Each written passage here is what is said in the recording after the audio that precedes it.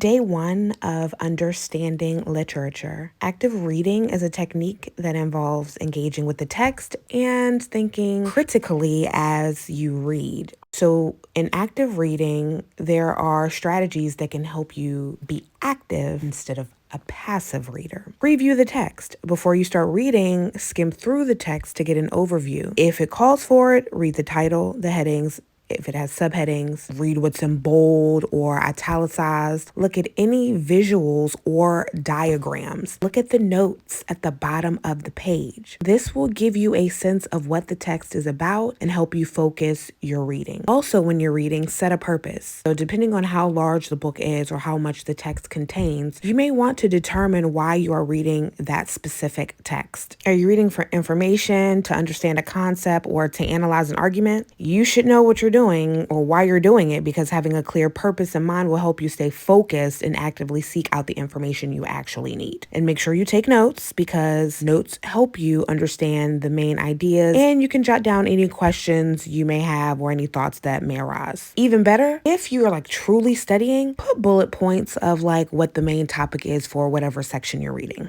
And while you're jotting down and taking notes, you may want to highlight what you come across that's important to you or that you may have questions about.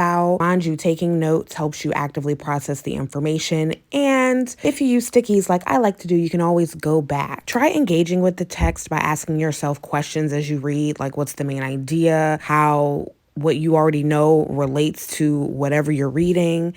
Is there evidence for what you're reading? And then that way you are able to make connections. Consider how the information connects to the larger context or real world situation. So modern thought, we always make a mistake of using modern thought for ancient text. However, do both. Make the connections that help you understand and remember the material more effectively, but also take yourself out of modern thought. Place yourself in that ancient setting. We love a good visualization technique for manifesting, but to be honest, when understanding a text, a visualization technique is great. Visualize the concept and the idea in your mind helps you enhance the understanding. I personally like making charts when I am doing certain research or studying certain topics. So I would recommend to try to create mental images or those charts and diagrams that represent the information that you've come across. Additionally, periodically, you may want to summarize what you've read in your own words. Just again, making more notations with a heftier amount of information, as this forces you to actively process and organize the information in your mind. Take a moment to reflect on what you've actually learned, review your notes, summaries, and all of those other things, because you want to think about how